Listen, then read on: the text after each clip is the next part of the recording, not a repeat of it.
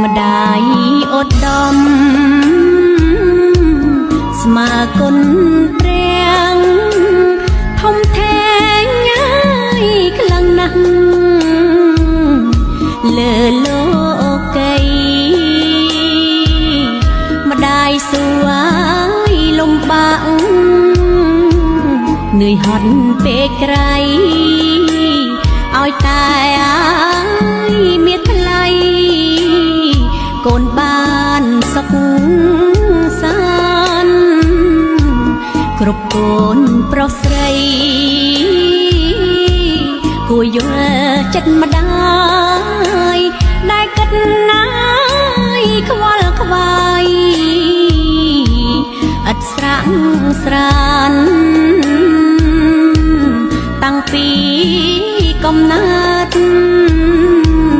លុះធំពេញប្រានទុកប៉ុណ្ណាប្រមាណម្ដាយមិនត្អូញត្អាយលុះធំពេញប្រានទុកប៉ុណ្ណាប្រមាណម្ដាយមិនត្អូញត្អាយពេលកូនជួបភ័យចិត្តម្ដាយសែនព្រួយបួងសួងងាយព្រះជួយពុំមានពេលហើយកូនសុខ